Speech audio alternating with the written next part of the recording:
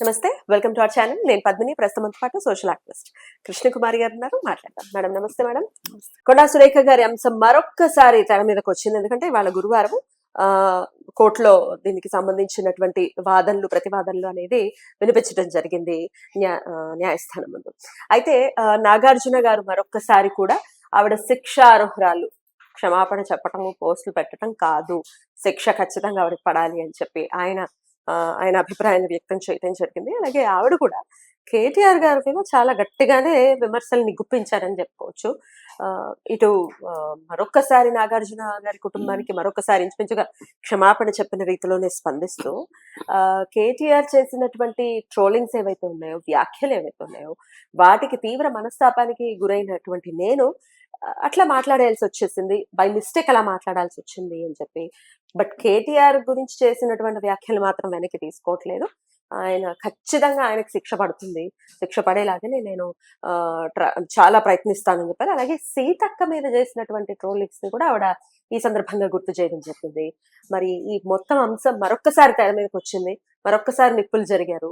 కొండా సురేఖ గారు చల్లారిందిలే అనుకుంటే మళ్ళీ వచ్చింది సీన్ లోకి. ఎట్లా చూడొచ్చు ఈ అంశం? ఇవి చల్లారేవి కాదండి, ఇవి సంవత్సరం అవుతుంది ఎలక్షన్లు అయ్యి దగ్గర 11 నెలలు. ఇంకో 4 సంవత్సరాలకు మళ్ళీ ఎలక్షన్స్ వస్తాయి. ఎలక్షన్స్ వచ్చే వరకు ఇలాగే నడుస్తుంది. ఎందుకంటే కేటీఆర్ వాళ్ళు తెలంగాణ మా సొత్తు అనుకున్నారు, మా జాగీరు అనుకున్నారు, నీళ్లు నిధులు నియామకాలు మా ఇంటి కోసమే అనుకున్నారు అన్నట్లుగానే ప్రవర్తించారు. అట్లాగే కాంగ్రెస్ పార్టీని బొందబెడతాము అని చెప్పి శపథం చేసుకొని బొందబెట్టడానికే ప్రయత్నం చేసి ఆఖరి నిమిషంలో విఫలమయ్యారు. అది వేరే విషయం. బీజేపీ పార్టీతో చేరి కాంగ్రెస్ ని బొందబెట్టాలని చూశారు. కానీ ఆ బీజేపీ తమనే మింగే అయిపోతుంది అని అర్థం చేసుకుని కొంచెం కాంగ్రెస్ పార్టీకి రిలాక్సేషన్ ఇచ్చేసరికి కాంగ్రెస్ పార్టీ పుంజుకుని అధికారంలోకి వచ్చారు. ఈ అధికారంలోకి వచ్చిన తర్వాత మరి ఈ అక్కస్ ఎట్లా తీరాలి, ఈ కోపము ఉక్రోషం ఎట్లా చల్లారాలి? కానీ మొదట్లో బాగా డల్ అయిపోయారు. కేసీఆర్ అస్సలు అంతు పొంతు లేరు, అత్తాపత్తా లేరు. కేటీఆర్ కూడా అలా స్తబ్దుగా అయిపోతే హరీష్ రావే కొంచెం పైకి మాట్లాడడం మొదలెట్టారు. కానీ ఒకానొక సందర్భంలో బీజేపీ వాళ్ళు ఎప్పుడైతే ఈ గవర్నమెంట్ పడిపోద్ది అన్నారో, వాళ్ళ దగ్గర నుంచి డైలాగ్ తీసుకొని కేటీఆర్ కూడా ఇంకా ఉధృతంగా దాన్ని బయటికి తీసుకొచ్చారు. ఇది కూలిపోయే ప్రభుత్వం, ఈ వీళ్ళు చెప్పిన గ్యారంటీలు వీళ్ళు అమలు చేయలేరు, రేవంత్ రెడ్డి వల్ల అసలు కాదు, ఈ గవర్నమెంట్ కూలిపోద్ది అంటే సహజంగా అధికార మార్పిడి జరిగినప్పుడు కొంతమంది గోడలు దూకే వాళ్ళు ఉంటారు. అలాంటి వాళ్ళని చేర్చుకోవాలని చెప్పి రేవంత్ రెడ్డి మరి నిజంగానే తన ప్రభుత్వానికి ఏమైనా ఇబ్బంది వస్తుందేమోనని వలసల్ని ప్రోత్సహించాడు. వాళ్ళు ఒకప్పుడు వలసల్ని ప్రోత్సహించి పార్టీలనే కొండ చెలువులు మింగినట్టు మింగేసిన వాళ్ళు ఇప్పుడు వలసల గురించి కొత్త భాషలు వక్ర భాషలు చెప్పడం మొదలెట్టారు. వాళ్ళకి మింగుడు పడట్లేదా అంటే వాళ్ళ పార్టీలోంచి వెళ్తున్నారు కదా, అది వాళ్ళకి మింగుడు పడట్లా. ఈ పోరులో ఏం చేశారంటే కేటీఆర్ వాళ్ళు కాంగ్రెస్ కు సంబంధించిన మంత్రులు ఎవరేం చేసినా ఏదో ఒక దిక్కుమాలిన వ్యాఖ్యానాలు చేయటము, వాళ్ళని అవమానించటము, వాళ్ళని విమర్శించటము, వాళ్ళు చేస్తున్న పనులు ప్రజల్లోకి సరిగా వెళ్ళనివ్వకుండా అడ్డుకట్ట వేసే విధంగా వాళ్ళు ఒక వ్యూహాన్ని రచించుకున్నారు. ఇప్పుడు సీతక్క గారి మీద దారుణమైన వ్యాఖ్యలు.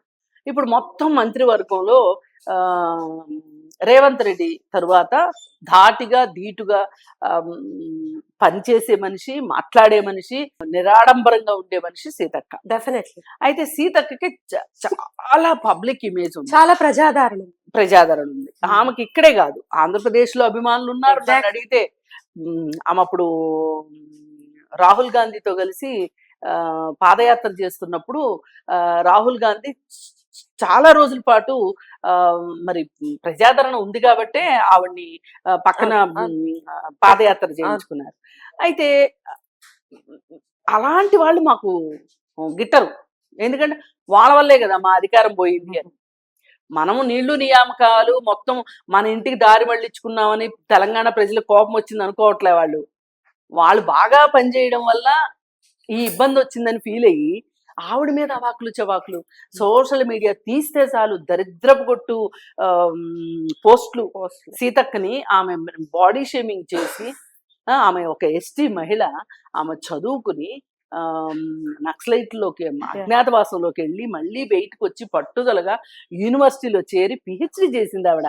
ఆ మామూలు విషయం కాదు, మామూలు విషయం కాదు. మామూలుగా ఇలాంటి షోకులు చేసుకుని తిరిగే షోకిల్లాలకైతే అయ్యే పని కాదు అది.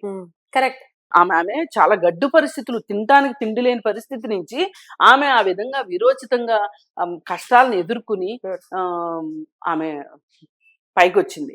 ఆమెని అవాకులు చవాకులు, బాడీ షేమింగ్, ఇంకా ఎటువంటి బాడీ షేమింగ్, మాటలు, పైగా చేస్తున్న పనులు. అసలు కరోనా టైంలో ఈ మగ మహారాజులందరూ ఏసీ రూముల్లో కూర్చుని ఇంట్లో కూర్చున్నప్పుడు ఆవిడ బండి మీద సరుకులు సామాన్లు వేసుకొని వెళ్ళి, బట్టలు తీసుకొని వెళ్ళి అటవీ ప్రాంతాలకు వెళ్ళి, గిరిజన ప్రాంతాల్లోకి వెళ్ళి ఇచ్చింది. ఆవిడని ఎవరు మర్చిపోతారు? కానీ ఆవిడ్ని బాడీ షేమింగ్ చేయటం ద్వారా మరి ఆమె ప్రతిష్టను దెబ్బతీయాలని చూశారు. ఇది తప్పు కదా. మరి ఇది అయిపోయింది, నీచం. ఇది అయిపోయిన తర్వాత కొండా సురేఖ, ఆయన రఘునందన్ రావు, వీళ్ళిద్దరూ కలిసి ఒక సభలో, చేనేత కార్మికుల సభలో మాట్లాడుతున్న సందర్భంలో ఒక చేనేత దండని ఆవిడికి ఇచ్చాడు, మీరు వాళ్ళ సంక్షేమం కోసం పనిచేయండి అని. దానిపైన బూతురాతలు, ఎగతాళిలు చేస్తే ఆవిడికి కోపం వచ్చింది. ఆవిడకి కోపం వచ్చి ఆమె కలకత్తా కాళ్ళలాగా విరుచుకుపడింది. ఈ విరుచుకుపడి ఆ ఆవేశంలో ఆమె కాస్త డీవియేట్ అయ్యి నాగార్జున కుటుంబం మీద కూడా దీన్ని కాస్త నోటిపారుదల చేసింది. చేస్తే సరే, అటు నాగార్జున కావచ్చు, మామూలుగా అయితే నాగార్జున పెద్దగా స్పందించడు. ఏమన్నా మాట్లాడుకుంటారో మాట్లాడుకోండి. ఇప్పుడు వేణుస్వామి అంత వ్యాఖ్యానం చేశాడు నిజానికి, అదే ఇంకొకరికి ఎంత కోపం వస్తుంది, పట్టించుకోలే. కానీ ఇక్కడ మట్టుకు కేటీఆర్ ప్రోద్బలంతోనే నాగార్జున కూడా స్పందించాడు. నాగార్జున ఇంత పట్టుదల పట్టడం వెనక కేటీఆర్ హస్తం ఉంది అనేది చాలా మంది అనుకుంటున్నారు. అయితే ఇంకా నాగార్జునకి ఆవిడ సమాధానం చెప్పింది. ఆమె కేటీఆర్ విషయంలో మటుకు నేను అన్నదానికే కట్టుబడి ఉంటా అని ఆవిడ కూర్చుంది. సరే, పన్ను నష్టం దావాలేశారు, ఆయన 100 కోట్లకి ఈయన 100 కోట్లకి వేశారు. అయితే ఆవిడ క్లియర్గా చెప్పేసింది ఏమనంటే, నేను కేటీఆర్ నన్ను బాగా ఉద్రేకపడేటట్లు, ఉక్రోషపడేటట్లు, నన్ను అనరాని మాటలని, నేను బాగా బాధపడేటట్లుగా చేశాడు. ఉద్దేశపూర్వకంగా చేశాడు, కావాలని చేశాడు. కానీ నేను మట్టుకు అతన్ని తిట్టే ప్రాసెస్లో మిమ్మల్ని ఉద్దేశపూర్వకంగా మట్టుకు మిమ్మల్ని నేను ప్రస్తావించలేదు. ఆ కోపంలో, బాధలో అలా వచ్చేసాయి మాటలు, నన్ను ఏమి అనుకోవద్దు, మీ బాధ నాకు అర్థమైంది అని ఆమె చాలా సామరస్యంగా చెప్పింది. సరే, చెప్తే మనం కూడా మాట్లాడుకున్నాం. కోర్టు ఏమంటది, సారీ చెప్పేసిన దానికి ఇంకా కోర్టు కూడా సరే సారీ చెప్పింది కదయ్యా అని అంటారు. సరే, ఏం జరిగినా కోర్టులు నిర్ణయిస్తాయి అనుకున్నాం మనం. అది అలా ఉంటే ఇప్పుడు మళ్ళీ నాగార్జున నాకు సారీలతో పని లేదు, నాకు ఆ పనిష్మెంట్ కావాల్సిందే, నా పరువు పోయింది అని ఆయన స్టాండ్గా నిలబడ్డారు, విత్ స్టాండ్ అయ్యి ఉన్నారు. ఇప్పుడు ఈమె ఏమంటుంది అంటే, మళ్ళీ ఇంకొకసారి అవే మాటలు చెప్పి కేటీఆర్ని మటుకు నేను వదిలేది లేదు. ఎందుకు ఇది కేవలం మాటలన్నందుకు కాదు, ఇలాంటి మాటలు ఎన్నోసార్లు ఎంతో మందిని భయంకరమైన మాటలు మాట్లాడాడు కేసీఆర్ మాట్లాడినన్ని మాటలు బహుశా వేరే ప్రతిపక్షాల మీద కావచ్చు, వేరే పార్టీ నాయకుల్ని కేసీఆర్ మాట్లాడినన్ని మాటలు రాజకీయాల్లో ఇంకెవ్వరూ మాట్లాడలా. వీళ్ళని చూసే కొంచెం బరి తెగించి బజార్ను పడ్డారు. కానీ ఆంధ్రాలో ఫస్ట్ మొదలెట్టింది ఈయనే. అసలు సోనియా గాంధీని ఏమని మాట్లాడాడు? మళ్ళీ సోనియా గాంధీకి ఇంటికి కుక్కని, పిల్లిని, కోడిని అన్నిటిని తీసుకొని వెళ్ళి ఫోటోలు దిగొచ్చాడు. సోనియా గాంధీని చాలా మాటలు అన్నాడు.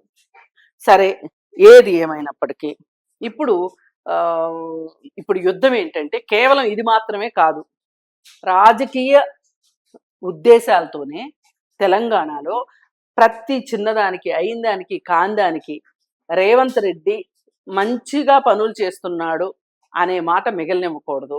కాంగ్రెస్ వాళ్ళందరూ ఐక్యంగా ఉండి పనిచేసుకుంటున్నారు, వాళ్ళు ఇచ్చిన వాగ్దానాలు నెరవేర్చడానికి శతవిధాల ప్రయత్నం చేస్తున్నారు అనే దానికి అనేది ప్రజల్లోకి వెళ్లకుండా చెయ్యాలి అనే విషయంలో వాళ్ళ పార్టీని బాగు చేసుకోవడము, ప్రజలకు సేవ చేయటము పక్కన పెట్టి వీళ్ళని పని చేయనీయకుండా చేయడంలో కేటీఆర్ ముందంజలో ఉన్నాడు, ముందడుగు వేస్తున్నాడు అనమాట. ఆ విషయానికి ఏంటంటే వీళ్ళు ఒకప్పుడు భూసేకరణ చేసిన వాళ్ళే, ఇప్పుడు భూసేకరణ చేయనివ్వట్లేదు. వాళ్ళు చేసినాయే వీళ్ళు కూడా చేస్తున్నారు, కానీ చేయటానికి వీలు లేదు అంటున్నారు. ఇంకా మాటల యుద్ధం ఎవరికి, రేవంత్ రెడ్డికిను కేటీఆర్కి కేసీఆర్కి. అసలు ఒకానొక సందర్భంలో ఏమనిపిస్తుందంటే అసలు రేవంత్ రెడ్డి ఏమన్నా వ్యూహం తిప్పి కొడుతుందా అనిపిస్తుంది. ఎక్కువ పదే పదే కేటీఆర్ అనడంతో ఇది ఏమైనా కాంగ్రెస్ పార్టీకి నష్టం కలిగిస్తుందా అనిపించేలాగా ఉంది. అందుకని ఏది ఏమైనప్పటికీ ఈ వ్యాఖ్యానాల వెనక రాజకీయ కారణాలు కూడా ఉన్నాయి. కేవలం ఈ వ్యాఖ్యలుగా చూడటానికి వీల్లేదు. ఈ వ్యాఖ్యల వెనుక రాజకీయ ప్రాతిపదికలు ఉన్నాయి, రాజకీయ ఎత్తుగడలు ఉన్నాయి. కాబట్టి మీరు గవర్నమెంట్ పడిపోద్దని ఇప్పుడు భూసేకరణలు చేయనీయకోకుండా, అలాగే ఇంకొక పని ప్రతిదానికి మొండికాలు అడ్డం పెట్టి తొండాట ఆడుతూ ఉంటే గనక ఈ రాష్ట్రం ఏమైపోతుంది? మీకోసమా ఈ రాష్ట్రం ఉన్నది? ఈ రాష్ట్ర ప్రజలు ఉన్నది మీకోసమా? ఇప్పుడు రేపొద్దున మీరు భవిష్యత్ తరాల్లో దోషులుగా మిగిలిపోతారు. ఆవేళ వాళ్ళ పనులు చేయిస్తుంటే ఇప్పుడు కాంగ్రెస్ వాళ్ళు ఎంత సహకరించారు ఈ 10 ఏళ్లలో? వాళ్ళు ఏ రోజైనా భూసేకరణ సరిగా చేయమని అడిగారు తప్పితే అసలు భూసేకరణే వద్దు అనలా. ఇప్పుడు మూసీ ప్రక్షాళన ఉంది, అది నిజానికి మంచి ప్రాజెక్టే. కాకపోతే మనం అడగాల్సింది ఏంటి? మూసీ ప్రక్షాళన చేస్తూ మీరు చెయ్యాల్సింది ఏంటి అంటే పునరావాసం గురించి ముందే ప్లానింగ్ చేసుకోండి, ఆ ప్రజల్ని ఎడ్యుకేట్ చెయ్యండి అని చెప్పాలి సరైన నాయకులు అయితే. అది చెప్పుకోకుండా నేను అడ్డం పడుకుంటా, బుల్డోజర్లకు అడ్డం పడుకుంటా, అది చేస్తా ఇది చేస్తా అని మాట్లాడుతున్నాడు. అందుకని ఇది దీని వెనక ఒక రాజకీయ కారణం ఉంది. కాబట్టే ఈ సమస్య గురించి అప్పుడప్పుడు ఇలాగే నిప్పులు చెరుక్కుంటుంటారు ఒకళ్ళకొకళ్ళు. మొత్తానికి మళ్ళీ వచ్చింది తెర మీదకి వార్త. మీరన్నట్టుగా ఇంకా 4 ఏళ్లు కొనసాగుతుంది అని అంటున్నారు. ఎందుకంటే మీరన్నట్టుగా చాలా అంశాలు, రాజకీయ అంశాలు ముడిపడి ఉన్నాయి ఈ అంశం చుట్టూ. కాబట్టి సో ఇంకా ఎటువైపుకి మలుపు తిరుగుతుందో, నెక్స్ట్ వాదనలకి ఎటువంటి ఇంకా మాటలు వస్తాయో చూడాలి. Right madam, thank you. నమస్తే.